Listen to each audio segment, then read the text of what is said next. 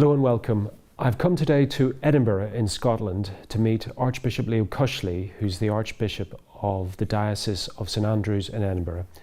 Archbishop Leo, welcome to EWTN. Thank you. Archbishop Leo, as you know, I'm going around Great Britain and speaking to bishops across the country about the issues that they feel the Church is confronting today, and also some of the solutions to those issues. Yes. And if we could start by looking at what you consider to be the most pressing issue facing the Church today. Well, there are many pressing issues. Every time I look out the window, there is another pressing issue. But one of the issues that I think is worth spending time on, and in fact essential to my own ministry and my own sense of what the Church requires today, is to reach out to our young people. Yes. And young people for me broadly means 16 to 29, give or take, maybe into people in their early 30s, that kind of age group, because as far as I can see, Kevin, the Church not only is theirs tomorrow, it's theirs today already. Yes. And I need to find a way to let them understand that and to grasp that and to make the Church their own. They also need guided, they also need some guidance, the importance of them being guided to understand that they have this wonderful role, they have this wonderful opportunity to live the gospel wherever they may be. As St. Francis de Sales said, you don't expect a bishop to live it like a baker or a baker to live it like a bishop. We all have our roles and we all have our different ways of living the faith and expressing ourselves and being that leaven in society. And our young people could be doing that too. Could I ask Archbishop Leo, because people will be watching this maybe thinking, well, what does an archbishop know or understand of young people today in this diocese? I mean, what sort of ways do you interact with young people? Well, 30 years ago, when I was a young priest, I worked in 3 different high schools as a chaplain, and it was an important part of my own training and experience as a priest. I was still a young man at that point, and I got to see the importance of that. Little did I know that it would fall to me as a leader in the Church later on to be using some of that experience. But it seems to me that there is a great untapped well of enthusiasm for the faith. So what I've been doing in this Archdiocese is I've created a thing that we call the Youth Initiative, and it is a way of getting our younger priests involved with our young people, so that it's not just young people talking to young people, it's leading, it's guiding our young people to a better, a deeper knowledge of their faith, but they also get to meet each other and listen to each other and be encouraged by each other. So, for example, during Lent and during Advent, I always personally hold a series of talks that I give with an opportunity for some discussion, a little bit of quiet prayer time before the Blessed Sacrament, also with confessions during that. And then after that, a slice of half-decent pizza so that we can talk to each other. Yes. And it's a very simple formula, but it has worked quite well to my mind over the last couple of years that I've been doing it, and I have to say I love doing it.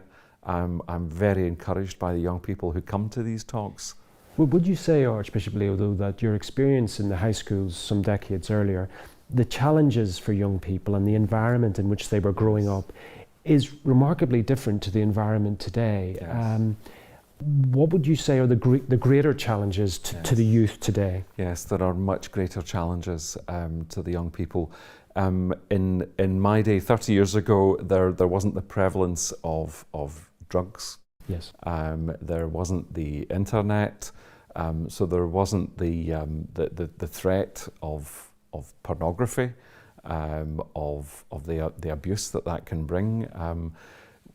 Our young people are no more mature than they were. Those today are no more mature than those of 30 years ago. Right. But they know more. Yes. They're exposed to a lot more. And so they need more help. Yes. It is extraordinary to me how good the young people of today remain in spite of the panoply of temptations and difficulties and possibilities put before them by our libertine society. And so I'm impressed by them and by their interest in the faith and their curiosity about the person of Jesus Christ and about the sacraments and about the Eucharist, that they've still got that in spite of everything that our society can throw at them today. That's a consoling thought, surely, as a pastor, that human nature doesn't change. No. But perhaps there is a greater prevalence of certain types of temptation or what have you, especially social media, where people are being trolled or abused. In young people, that has adolescents in particular, has an impact. But it's consoling to think that maybe the challenge is exactly the same as it was a generation or two ago. You know that,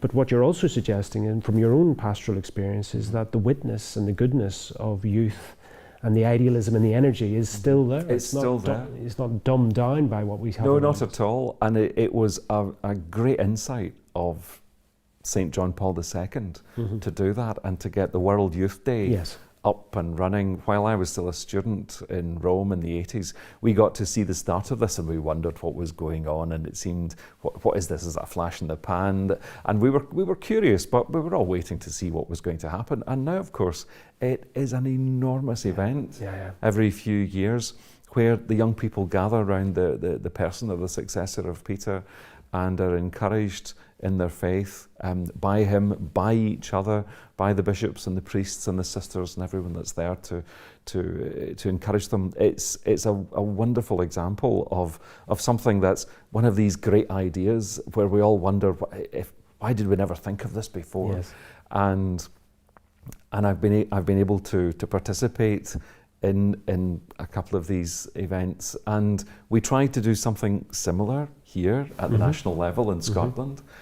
To give you one example, just in August 2019, at the end of the month, we got together the young Catholics of Scotland, and we went on pilgrimage to St Andrews.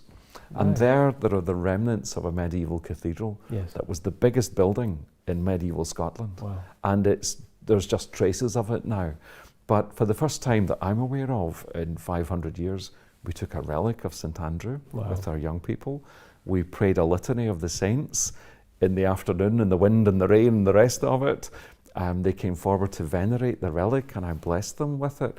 And it was a wonderful occasion. And we had a great time. We had a lot of fun. It strikes me, Archbishop Leo, I hope you don't mind me saying this, that the young people are ministering to you as much as you're ministering to them. Yes, it's true. It's true. I often think that.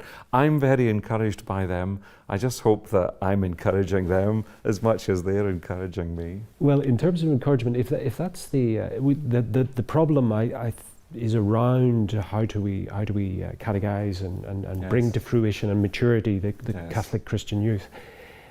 What would be the means? What's the way in which you as a pastor, and you've got experience across the universal church, what's your sort of take on how we do that? Yes. Well, what I find the young people asking me for is they want an unvarnished and version of Catholicism. Yes. They don't want me to make it easy for them. They don't want Catholicism light. It's somewhat to my surprise, perhaps, after my experience and after seeing the church in many countries. They want me to tell it like it is, and then they'll make up their own minds. I think this is slightly the difference between them and my own generation. We were much more comfortable and at ease and took the faith and our Christian cultural context for granted. They don't.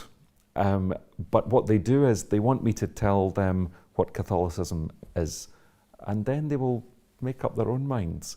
But what I am impressed by is how often they decide to grasp it and to go into it in depth and to make it an authentic part of their life. And that impresses me no end, especially given the present context. It must be very challenging, though, as a shepherd, as a pastor of, you are the chief shepherd of this diocese, the successor of the apostles in this area. But it really puts the onus on you then to really lead Yes. It's true. So I have to do that by example, as best I may, and also encourage my priests to do the same. A lot of priests think of themselves as, well, I'm a bit too old and I'm not very good at this, and they get shy and reticent, when in fact I think the age doesn't matter. You can still be a wonderful example. John Paul's just one example. Absolutely. Okay, he was the Pope, fair enough, but nonetheless, as a man in his 70s and in his 80s, he still had something to say to young people, and could also show that by the way he lived and the courageous way that he ended his life as well. And that can inspire young people too. It doesn't need to be young people talking to young people. Absolutely. Do you have any insights into, because you must have met Pope John Paul II. Yes.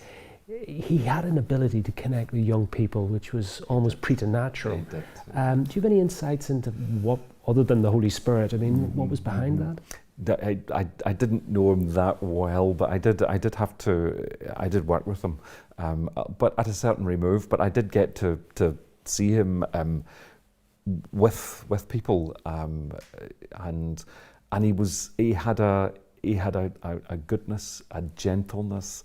He had a humour, I think, that came across, and it was intelligent, authentic Catholicism, but with a lot of heart, a lot of charity, and the legacy speaks for itself. That both Pope Benedict and Pope Francis continued that outreach to young people, and so I see a lot of wonderful momentum that is a legacy of John Paul and part of his spirit that we still have today. I remember the BBC did a vox pop after John Paul II died, and it was obviously an English pilgrim they picked upon in St. Peter's Square, and they said, "Why does he mean so much to you?" And she looked straight at the camera and said, "He told us the truth when everybody else was telling us lies." How about that? Yes, that's wonderful, wonderful. Now, we're sitting in Edinburgh, which is the capital of Scotland. It's a time of momentous change across the United Kingdom for different reasons. But if somebody was coming from, say, North America to visit this part of the world, yes. Archbishop Leo, where would you take them, or what would you show them as a kind of symbolic or the essence of what this diocese is about? Well, there are two things I would do. One of them would be to be completely touristy about it and to take them up into Edinburgh Castle. Yes. Because in Edinburgh Castle, you get the most wonderful view of the city. That's true. And down the Forth, the river, and across into the Kingdom of Fife. And it's beautiful in every direction. And you immediately get a sense of what the city and even the nation is like, since this is also the capital, the ancient capital of Scotland. But the highest building in it is also the oldest building in Edinburgh. And it is the Chapel of St. Margaret. Really? And we think it was built just after her, in memory of her, by her son, King David, who also became a saint, as it happens. And it is a beautiful Norman chapel. And it's there to this day with lovely windows. The windows are Victorian, but they're charming. And one of them is of St. Margaret herself at prayer in the castle. And it gathers up a lot of our history. I have a great devotion to St. Margaret. I always did. And now I find myself with St. Margaret, who is at the centre of the life of the diocese and even of the country. She's a great inspiration. Could you, for the benefit of those who aren't familiar with her life, give a brief summary of who she is and when she lived? St. Margaret was an Anglo-Saxon princess who married the King of Scots, Malcolm III, in 1070. And she becomes the Queen of Scots, and she dies in 1093. And she had an enormous impact upon this country. Yes. She called councils of the church. She brought the politicians together. She dragged Scotland into the 11th century. But she did it with great Christian faith. And to this very day, we are still feeling the impact of her positive presence in this country. There are so many institutions named after St. Margaret in this country, and they're about charity and they're about reaching out to the poor. Right. Her biographer, who was also her confessor, Bishop Turgot, one of my predecessors as Bishop of St. Andrews, has left us a biography of her, where he tells us the most wonderful stories of how she would get the royal kitchens to make lunch, and then they would throw out all the servants, and the king and the queen behind closed doors would serve the poor. Wow. Just for example, just one example.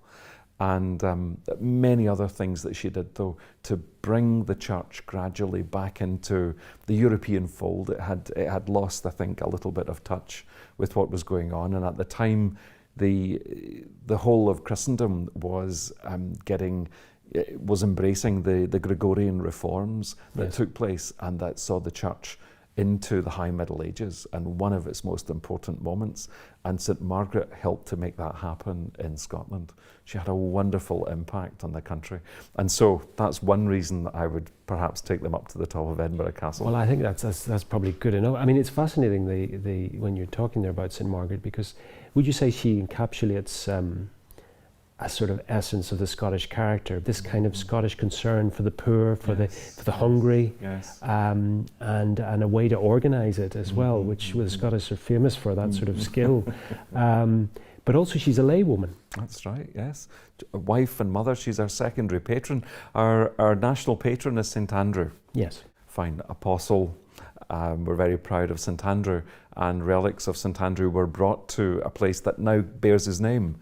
And St Andrews is famous for its medieval papal foundation of a university, and as the home of golf with the R&A and all that. But it also was made famous originally by being the centre of the church in Scotland due to the relics of Andrew. But our secondary patron is Margaret, who is obviously a woman, a mother, a wife, and a wonderful example of how people in politics can have a positive impact for the good upon the whole of society. Yes. And we are still feeling the warmth and the radiance of St Margaret nearly 1,000 years later. Does that fill you with a certain awe or a certain? I mean, it's 1,000 years, and we're still talking about her. I mean, is it? And in some ways, as you say, you're the successor of her biographer. But I guess you're also the successor of St Andrew in this part of the world. You're the successor of the apostle. Well, I suppose so. I suppose that's true. But yes, you're right. You're right to catch the enthusiasm that I have about St Margaret. There used to be a pilgrimage nationally every year in her honour that went on throughout the Middle Ages. It stopped after the Reformation. It started again in the 19th century. And it changed slightly in the 1970s after the council. And one of the first things that I decided to do on becoming Archbishop here was to start it again. Really? And so every year, every June in Dunfermline, where her body was buried, we take a relic of St Margaret solemnly through the streets of Dunfermline, and we celebrate Holy Mass in the afternoon. And from a standing start, hundreds and hundreds of people come from all over Scotland again to venerate St Margaret and to remember her with respect and affection. And the Kirk, the Church of Scotland, the Presbyterian Church here, has also started an ecumenical service remembering her in an extraordinary gesture of openness that we're very grateful to see as well. And so I hope we have started something afresh which recognises her and which inspires the rest of us to remember this wonderful legacy that we have at our disposal here. One of the features of our time in Scotland has been, through the bishops, how knowledgeable they are of how deep Catholicism is within Scottish history, within Scottish culture, because most people assume Catholicism is a kind of modern, through Irish immigration, Italian immigration and such like in the industrial cities. Yes.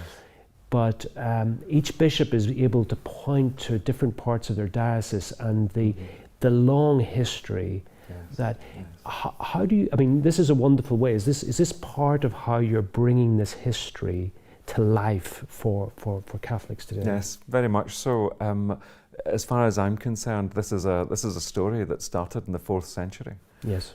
With St Ninian. Yes. And it has continued ever since.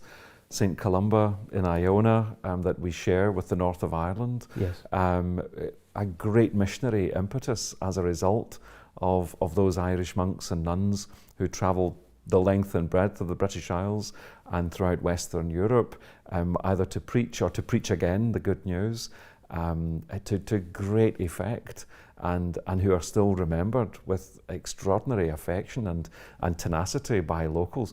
St. Boniface, the patron of Germany, yes. People like that. And some of the most important medieval monasteries were Irish foundations. St. Gallen and Bobbio, and there are lots and lots of them. And I see us as part of that wonderful river. All that, those handshakes that go back and back and back and back, all the way back to our Lord himself, that we are part of that wonderful tradition. And so for me, it's very easy to draw attention to that, to take a little pride in it, but also to see that here we have an opportunity to let people see the good that was achieved for the betterment of our people and our country throughout the history, and to see that as a basis to go forward. We started our conversation discussing the challenges that the Church faces today, and rightly you said there are many challenges, and bishops and archbishops see them more than most. But given your knowledge of history and your understanding of the salvation history, which is peppered through what most people consider to be history, does that give you a sort of sense of history, a sense of perspective about today's issues? Perhaps. At least I often find myself saying, well, this is the way it was before, and we needed to face those challenges. I'm often struck as well by the fact that human nature has not changed. Yes. We are still the same as we were when our blessed Lord walked the earth. And so our human nature, frail and concupiscent as it is, has not changed. It still needs saving. It still needs encouragement. It still needs the grace of God in order to be saved.